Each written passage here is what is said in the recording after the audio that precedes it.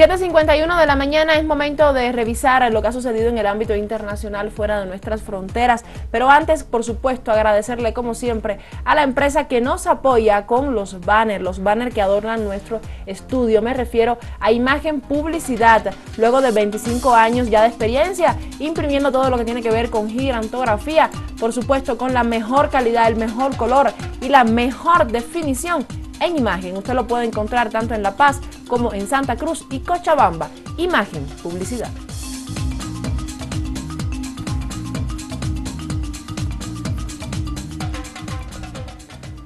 Vamos hasta Argentina porque resulta que ha sido publicado un artículo que de alguna forma hace sentir nervioso al gobierno argentino, según declara la fuente del periódico Clarín, sobre exploraciones petrolíferas cerca de los límites entre Uruguay y Argentina, los límites marítimos. Resulta que este documento titulado Explotación de petróleo en el frente marítimo externo, de alguna forma va sobre el tema de la explotación petrolífera en los límites de ambos países, cuestión que ya está de alguna manera trabajado, hablado, ya concertado en anteriores tratados. Me refiero al Tratado del Río de la Plata y su frente marítimo, un tratado que fue firmado en el año 1973 y que comenta sobre el tema de la exploración petrolífera. Ustedes conocen que siempre los límites, la diferenciación o la disputa entre países de límites marítimos siempre va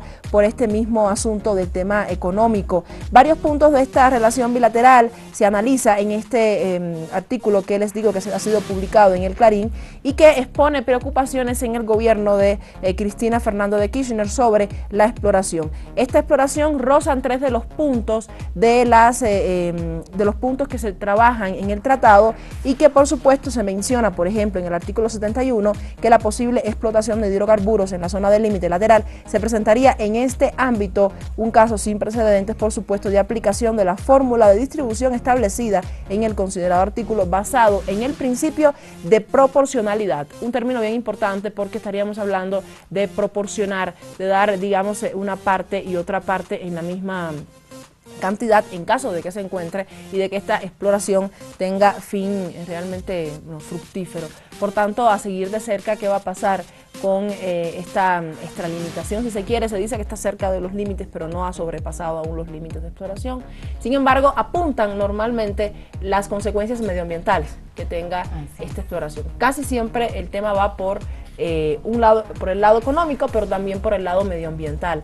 Las diversas, bueno, no me vas a dejar mentir, las diversas fuentes de alimentación tanto para el sector pesquero como para la biodiversidad de la fauna, por supuesto, argentina. Sí, bueno, lo que también ocurre es que se utiliza como combustible, ¿no?, el petróleo hoy en día en todas las embarcaciones. Entonces estas como también son desechadas en el transcurso y es por eso también que hay muchos animales que están dentro del mar y que son los que están en peligro de extinción, específicamente por esta situación, por este caso, claro, por el petróleo que está siendo utilizado como combustible. Y bueno, también recalcar en ese caso, ¿qué es lo que pasaría, por ejemplo, si de alguna manera encuentran petróleo y pertenece a ambos países? ¿Será que se reparten las ganancias? Ese es el tema. En ese caso tendríamos que remitirnos al tratado, el que les mencioné, el Tratado del Río de la Plata y su frente marítimo para ver cómo está concertado, pero desde el momento en que aparece el término proporcionalidad, cuando algo es proporcional, de alguna manera tendría que haber división. Sin embargo, queda aquello todavía en el linde porque no se sabe si ha sobrepasado los límites, ¿verdad? Vemos que constantemente muchísimos países de América Latina están un poco en esa disputa del tema marítimo, porque en realidad para el nivel comercial que está adquiriendo América Latina es importante, sí, es necesario, y también, por supuesto, para el tema de la exploración de hidrocarburos. Es una de las bases fundamentales que mueve un poco la economía, comenzando por Venezuela, digamos, y terminando en los últimos países que tienen menor exploración, menor beneficios de la parte de hidrocarburos. Pues bien, esto en Argentina, me traslado hasta Nicaragua. Recuerda que les hablé de la construcción del canal, ¿verdad? Sí. Sí. El canal que va a ser una mega construcción, inclusive más grande que el canal de Panamá, va a tener mayores enclaves, va a tener una más amplitud, va a poder pasar, digamos, de un lado a otro alrededor de 18.000 contenedores va a ser un canal, una construcción muy importante para Nicaragua y para el comercio mundial, porque se van a beneficiar varios países, tanto del Asia como de América Latina, y el proyecto está a cargo de los rusos, un proyecto chino que probablemente sea construido, sea de alguna forma financiado por Rusia y otros países.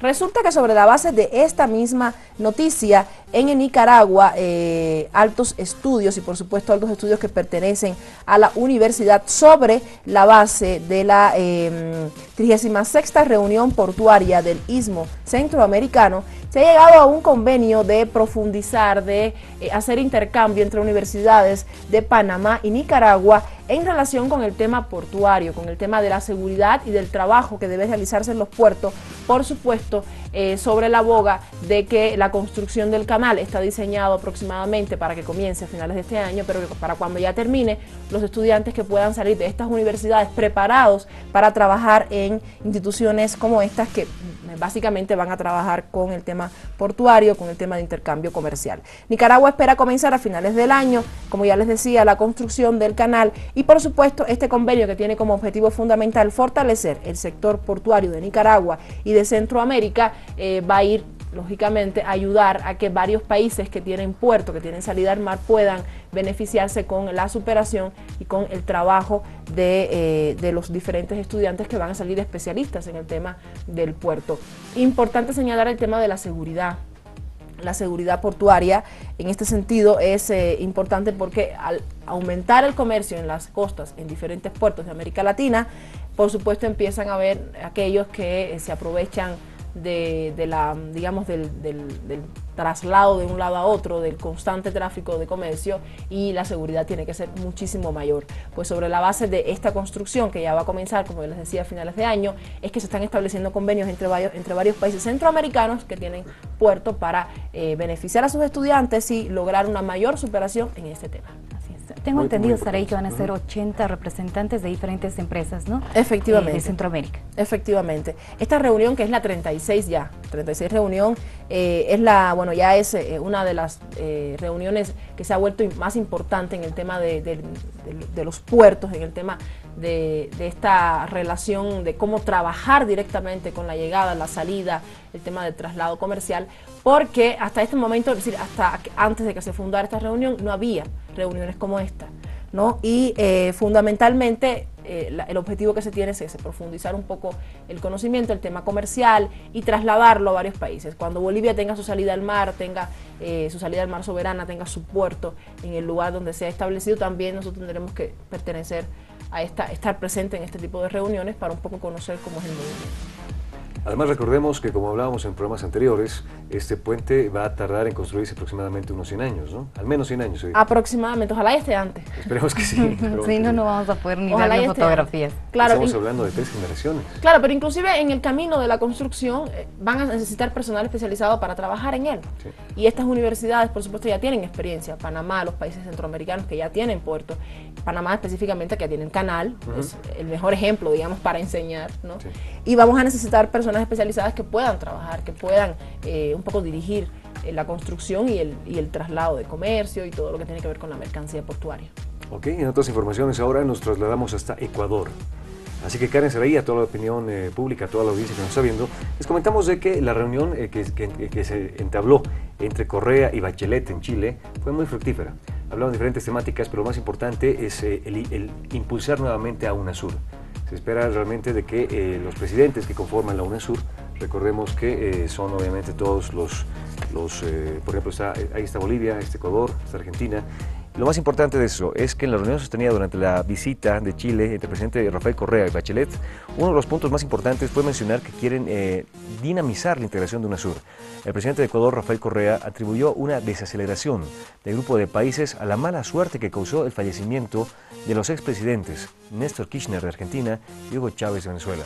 Él considera que de alguna manera esto ha mermado un poco lo que era el impulso con el que se empezó justamente con la UNASUR, y de alguna manera quieren retomar esto. Entonces las relaciones realmente pues ahora tienen que unirse más que nunca, y lo más importante, esto para beneficio de toda la región. Efectivamente, tengo entendido que en una entrevista que ha dado el presidente con el periodista Sergio Campos, periodista chileno, comentó que el lazo entre Ecuador y Chile no es solamente económico, o comercial bilateral, sino que también tienen en mente profundizar acuerdos que vayan con el tema de la educación, el tema de la exportación ecuatoriana de energía eléctrica limpia y renovable, y por supuesto desmintió aquel rumor que había de que se decía que las relaciones entre Ecuador y Chile estaban frías, estaban un poco alejadas por el tema evidentemente de la demanda entre Chile y Perú del tema marítimo, ¿verdad? Ecuador tiene una posición específica, él va contra, es decir, Ecuador va contra la total posibilidad de salida al Mediterráneo que tiene Paraguay. Ecuador cree que todos los países deben tener salida al Mediterráneo para un poco profundizar los lazos comerciales, y se había comentado esto, que tenían esa tibia relación. Sin embargo, el presidente ha declarado que su visita a Chile no fue específicamente por visita oficial, ¿verdad? Fue por lo de la conferencia, sí. en CEPAL, ¿verdad? Así es. Que conversábamos ayer, y que al saber esto Bachelet pues le ha hecho una invitación oficial, y sobre esa base han comenzado a hablar sobre los diferentes tratados que deben un poco profundizar. Bien, corre muy a favor entonces de la igualdad, ¿no? Del equilibrio entre países. Sí, efectivamente. Los tratados. Bien. Ok, otras informaciones, ahora nos toca hablar de Venezuela. Y les comento que este 2014, estamos hablando desde que empezó el año hasta ahora, mediados de mayo, en que estamos ya prácticamente, los casos de dengue en Caracas, en Venezuela, han subido al 374% aproximadamente, y esto es muy preocupante. Las autoridades de salud están muy preocupadas, ya que este 2014 ha habido un 374% más de casos de dengue en Caracas. En las 20 semanas desde que inició el año, hay aproximadamente 971 afectados en la ciudad, y las autoridades de salud se encuentran muy preocupadas e instan a la población a tener cuidado en la lucha contra esta enfermedad. Hay alarma en el sector de salud y se llama a la calma y la prevención, que es lo más importante. Efectivamente, es un problema que estamos teniendo también, bueno, que evidentemente hemos visto en la zona amazónica de nuestro país por el tema de las lluvias, de las inundaciones, y recordarle, como siempre, a la población cuáles son los síntomas. Es una enfermedad transmitida por un vector, el vector Aedes aegypti, creo que todos conocemos. Los síntomas fundamentales: fiebre alta, dolor de cabeza, que a veces no se entiende por qué, detrás de los ojos se exacerba dolor también, luego de movimientos un poco bruscos en el tema de los ojos, inapetencia y dificultades en el sentido del gusto, erupción de máculas o pápulas en tórax y miembros inferiores. La transmisión se da a través de este vector. ¿Por qué aparece el vector? Por las malas condiciones en el tema de la higiene, específicamente en el almacenamiento de agua. Cuando dejamos una goma, una llanta de auto, un balde con agua, efectivamente un recipiente con agua acumulada, agua de lluvia, sea agua limpia o agua de lluvia que se acumule, efectivamente aparece el vector, crea las larvas, y específicamente ya está la posibilidad de que aparezca la Aedes aegypti y que por supuesto expanda el dengue. En este caso generalmente se habla de climas trópicos o tropicales, bastante calientes. Dicen, en La Paz no pasa nada, pero recordemos que La Paz es multidiversa, entonces en el norte de La Paz sí, ¿no? En el norte han dado sí, casos estamos hablando, por ejemplo, desde los Yungas para arriba, para lo que va obviamente con lo que sería el límite con el Beni. Hay que tener mucho cuidado, ya que las familias están obviamente ahí con bastante calor. El hecho de que, como decías ahí, por ejemplo, se vayan a juntar el agua, digamos, en recipientes, diferentes recipientes, puede ser obviamente de que el mosquito pueda tener también una nueva fuente como para replicarse, y obviamente una vez picada la persona tiene que ser atendida de inmediato. Lo más importante con cualquier caso de cualquier enfermedad, la prevención, antes que nada, ¿no? Es una problemática vigente además, ¿no? En inicios de enero recordemos que teníamos como 250 casos a nivel nacional, y hace un mes más o menos se declararon más de 800. Sí. Entonces ahora imaginemos, después de un mes, cuánto más habrá crecido, ¿no? Efectivamente, y la expansión que es bien rápida. También. Porque un vector pica a una persona, pica 3 más, ese vector deja huevos y bueno, y otras infecciones más. Y otras infecciones que se unen. Ahora, lo que más preocupa, por ejemplo, a Venezuela es el hecho de que de alguna manera vaya a volver el fenómeno del Niño. Ya que no solamente estamos hablando de que el agua se vaya a juntar en recipientes, sino de alguna manera también en lugares naturales donde el agua se junta por naturaleza, así que vale el término, y pues ahí ya no se puede hacer mucho. Tú puedes agarrar un recipiente y lo botas, o simplemente esperas a que el sol lo seque. Pero ¿qué es lo que pasa, por ejemplo, con las lagunas naturales que se hacen con ese tipo, por ejemplo, de lluvias? Fumigación. Bien complicado. Fumigación sí, pero llegar a los lugares alejados, un poquito complicado. Hay que ver también, obviamente, velar por la población. Las condiciones económicas también. Así es, muy importante. Entonces, en Venezuela la preocupación es muy grande, al igual que en Bolivia. Más importante, esperemos sinceramente que esa prevención oportuna puede hacer de que esta enfermedad no se expanda más. Efectivamente. Bueno, seguimos con más. Continuamos con más. Ustedes recuerdan la pasada reunión que tuvieron Obama y Mujica. Sí. ¿verdad? Vamos a hablar ahora de algunos de los acuerdos a los que han llegado, ya que sabemos que se reunieron tanto la delegación de Uruguay a llegar a Estados Unidos, por supuesto lo recibió en la casa, en el Salón Oval, es así como se llama, ¿no? En la Casa Blanca, y pues estos son algunos de los acuerdos a los que han llegado en cuanto a salud y educación. Científicos uruguayos participarán en proyectos genómicos y biotecnológicos. Investigadores de Estados Unidos y Uruguay buscarán mejorar vacunas contra la gripe. A partir de los acuerdos alcanzados entre los gobiernos de Uruguay y Estados Unidos, habrá una permanente cooperación entre ciencia y tecnología entre ambos países. Al hablar de proyectos genómicos nos estamos refiriendo a la unión de diferentes materias, por así decirlo, como la biología molecular, la bioquímica, la informática, la estadística, las matemáticas y la física. Y al hablar de biotecnología, hablamos del estudio de los mecanismos e interacciones biológicas. Además de que van a encontrar una vacuna que mejore la gripe juntos, ¿no? Entre ambos países van a unir a sus investigadores, además, y así van a poder determinar si es que los antivirales son útiles para evitar alguna pandemia en estos países.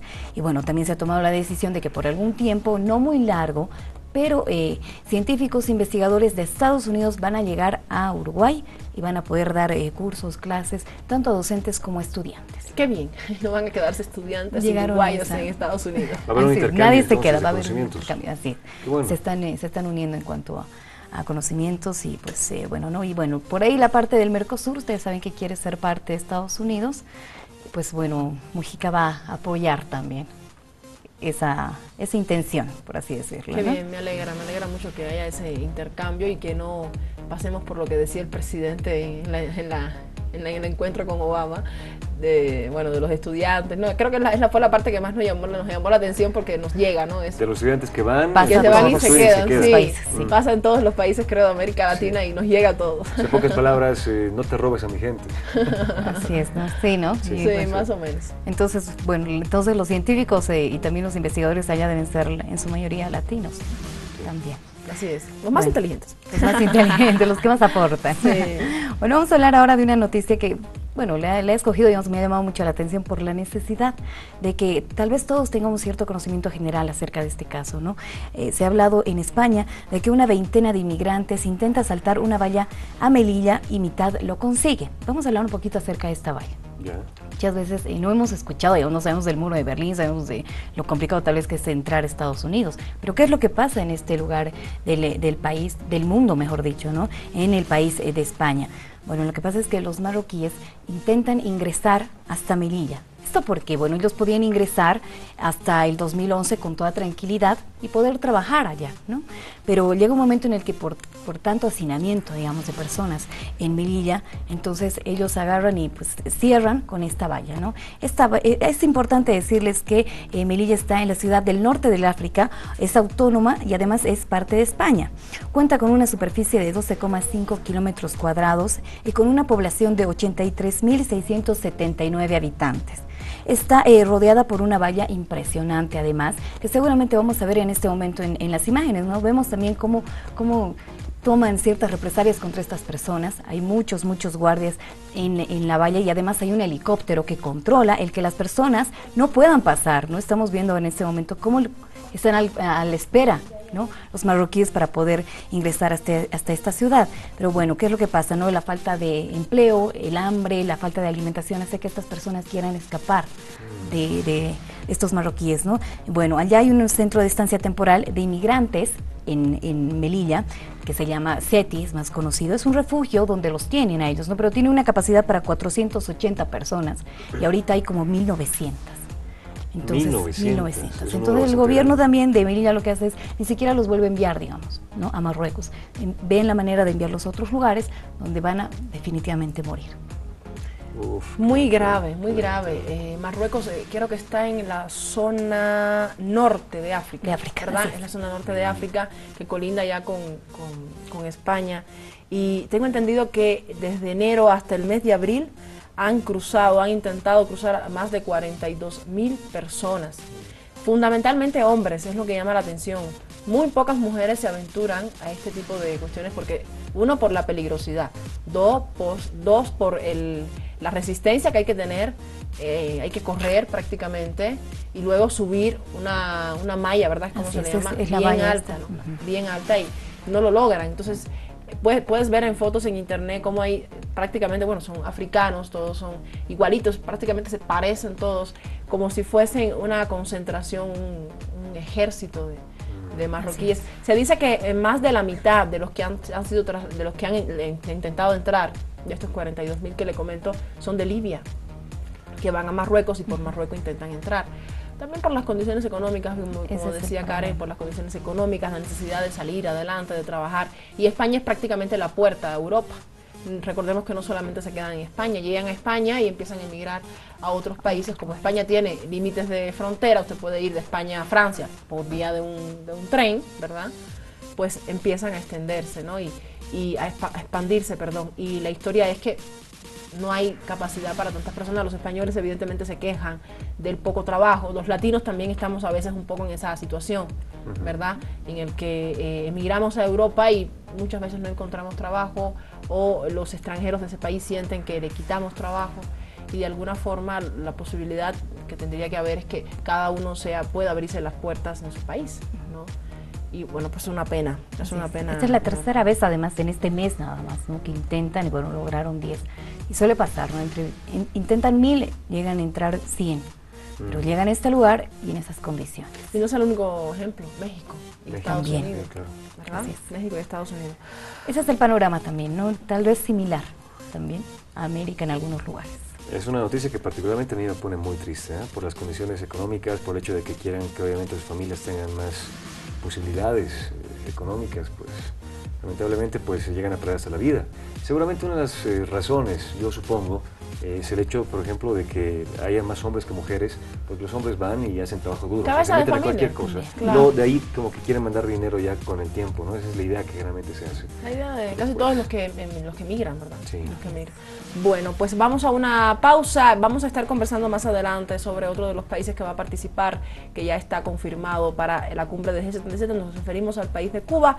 Vamos a estar hablando sobre las características de las que siempre hablamos, económica, relación bilateral con Bolivia, y por supuesto dándole un vistazo a la página del G77, página hecha en nuestro país, para estar informándonos de los últimos acontecimientos relacionados con el tema. Ya vamos a regresar, no se nos vaya, tenemos invitados especiales en el día de hoy, estaremos hablando sobre varios temas importantes, por tanto les convido a que nos encuentren en unos instantes.